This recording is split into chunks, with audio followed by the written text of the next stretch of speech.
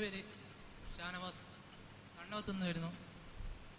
എൻ്റെ ചോദ്യം എൻ്റെ സുഹൃത്തുക്കൾ എന്നോട് പലപ്പോഴായി ചോദിച്ചതാണ്. അവരുടെ ചോദ്യം എന്ന് വെച്ചാൽ, ഇസ്ലാമിൻ്റെ ശിക്ഷാരീതി വളരെ ക്രൂരവും മൃഗീയവുമല്ലേ എന്നാണ് ചോദിക്കുന്നത്. അവരത് കാണിക്കുന്നത് ഒരു വ്യഭിചരിച്ച ആളെ കല്ലെറിഞ്ഞു കൊല്ലണമെന്നാണല്ലോ ഇസ്ലാമിന്റെ നിയമം എന്നാണ്.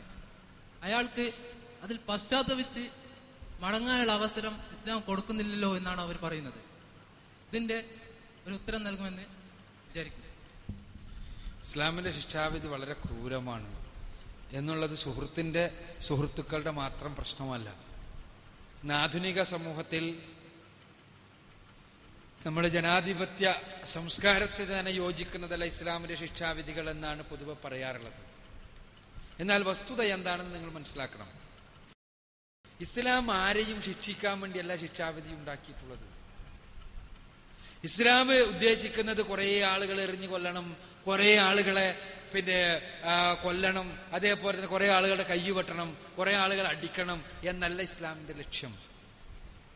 മറിച്ച് ഇസ്ലാം ലക്ഷ്യമാക്കുന്നത് സമാധാനത്തോടുകൂടി ജീവിക്കുവാൻ കഴിയുന്ന ഒരു സാമൂഹ്യ അന്തരീക്ഷം സൃഷ്ടിക്കലാണ്.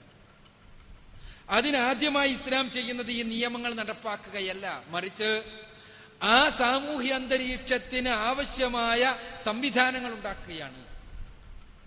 ഒരു ഇസ്ലാമിക രാഷ്ട്ര സംവിധാനത്തിൽ ആദ്യം ഉണ്ടാവുക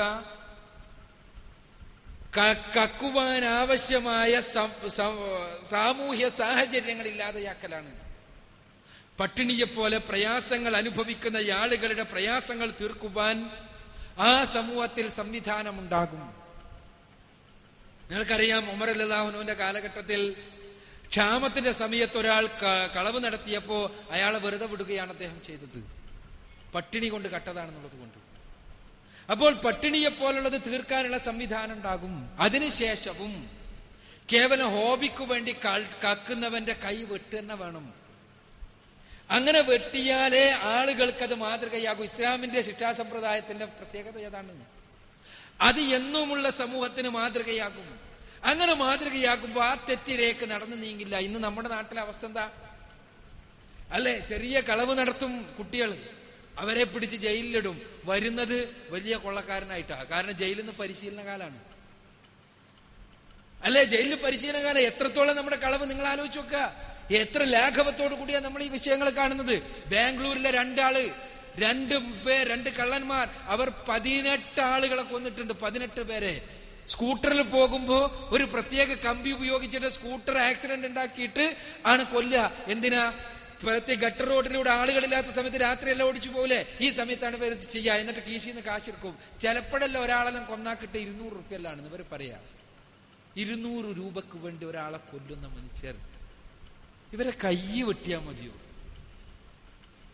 നിങ്ങൾ ആലോചിച്ചു നോക്കുക. ഞാൻ പറയുന്നത് എന്താ, ഈ സമൂഹത്തിൽ ആ രൂപത്തിലുള്ള ശിക്ഷാവിധികൾ ഉണ്ടാകുമ്പോ സ്വാഭാവികമായും കുറ്റകൃത്യങ്ങൾ ഇല്ലാതെയാകും. വ്യഭിചാരത്തെ സംബന്ധിച്ചിടത്തോളം വിവാഹിതനല്ലാത്ത ഒരാൾ വ്യഭിചരിച്ചാൽ അയാളെ എറിഞ്ഞു കൊല്ലണമെന്ന് ഇസ്ലാം പറഞ്ഞിട്ടില്ല.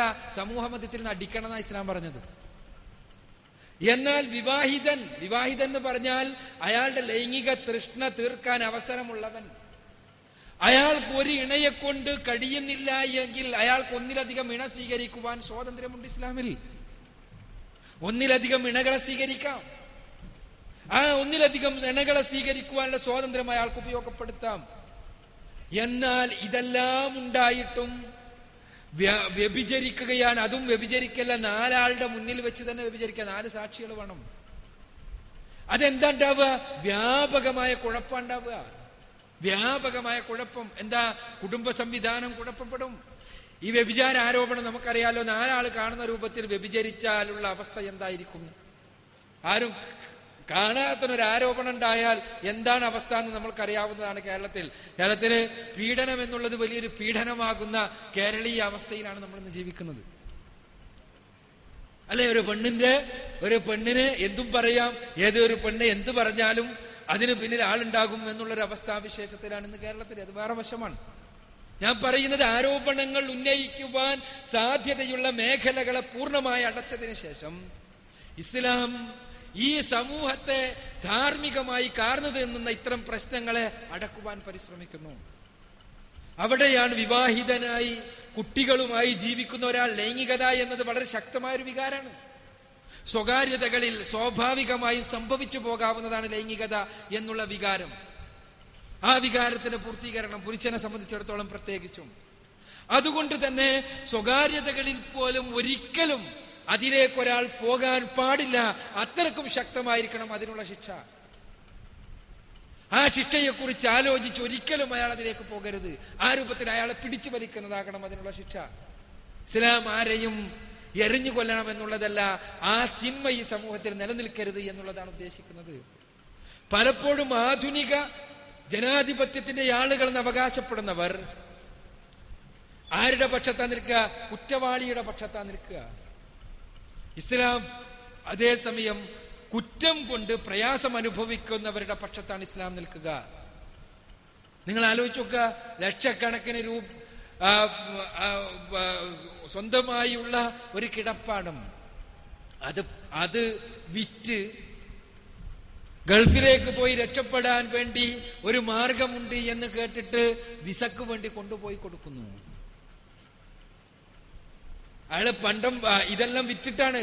കെട്ടിക്കാൻ പെങ്ങളുണ്ട്, പിതാവില്ല, മാതാവ് മാത്രമാണുള്ളത്. ഇത് പോയിട്ട് അധ്വാനിച്ചിട്ട് വീടുണ്ടാക്കണം, എന്നിട്ട് പെങ്ങളെ കെട്ടിക്കണം എന്നെല്ലാമുള്ള ആഗ്രഹത്തോടു കൂടി ഇയാള് കൊണ്ടുപോയി കൊടുക്കുന്നു. ആ വിസക്കാരൻ അതുമായി മുങ്ങുന്നു. അല്ലെ, അയാൾ പിടിക്കപ്പെട്ടാൽ എന്താ ശിക്ഷ? 2 കൊല്ലത്തെ ജയിൽവാസം. അല്ലേ? ഇങ്ങനെ ലക്ഷക്കണക്കിന് നമ്മുടെ ചുറ്റുപാട് നടക്കുന്ന കാര്യമാണിത്. അതേസമയം ഇസ്ലാമിക ശിക്ഷാ സമ്പ്രദായം ഉണ്ടെങ്കിലോ നിങ്ങൾ ആലോചിച്ച് നോക്കുക. ഇസ്ലാമിക ശിക്ഷാ സമ്പ്രദായത്തെ കുറിച്ച് എതിർത്തെല്ലാരും പറയാറുണ്ടല്ലോ. പക്ഷെ ഇസ്ലാമിലെ ഈ ശിക്ഷാ സമ്പ്രദായം എത്രത്തോളം നടപ്പാക്കപ്പെടുന്നുണ്ട്? ഇപ്പൊ സൗദിയിൽ ഇസ്ലാമിക ശിക്ഷാ സമ്പ്രദായം ഉള്ളതാണ്. എത്ര ആളുകൾ കയ്യില്ലാതെ അവിടെ നടക്കുന്നുണ്ട്? നിങ്ങൾ നോക്കുക, എത്ര ആളുകളെ എറിഞ്ഞു കൊല്ലുന്നുണ്ട്, എത്ര ആളുകളെ തലവെട്ടി കൊല്ലുന്നുണ്ട്.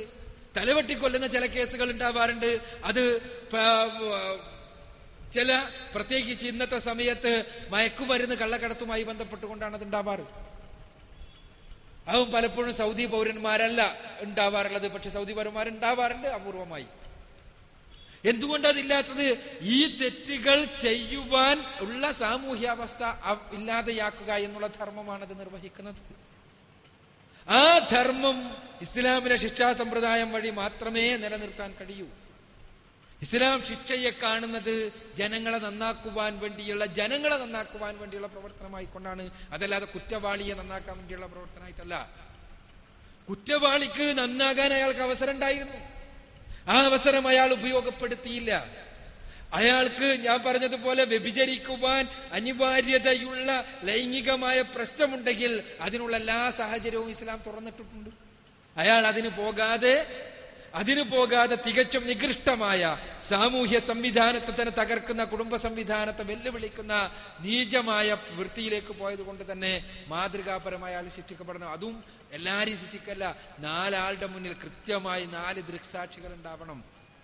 4 ആളെക്കാണ് ഒരു കല്യാണം കഴിച്ച കുട്ടികളുള്ള മനുഷ്യൻ വ്യഭിചരിക്കുന്നു എന്ന് പറഞ്ഞാൽ അയാളെ അവസ്ഥ എന്തായിരിക്കും എന്ന് മനസ്സിലാക്കിയാൽ മതി. അങ്ങനെയുള്ളൊരവസ്ഥയുള്ള ഒരാളെ അയാളെ ആ സമൂഹത്തിൽ പിന്നെ വെച്ചുകൊണ്ടിരിക്കാൻ പാടില്ല എന്ന് മാത്രമല്ല, അയാളെ മാതൃകാപരമായി ശിക്ഷിക്കണം എന്ന് തന്നെയാണ് ഇസ്ലാമിന്റെ വിധി. അവിടെ എല്ലാം ഇസ്ലാം ഞാൻ നേരത്തെ പറഞ്ഞതുപോലെ കുറ്റവാളിയുടെ പക്ഷത്തല്ല, മറിച്ച് കുറ്റം ചെയ്യുക വഴി പ്രയാസം അനുഭവപ്പെടുന്നവരുടെ പക്ഷത്ത് ഇസ്ലാം നിൽക്കുന്നു. അങ്ങനെ നോക്കുന്നു. അതാണ്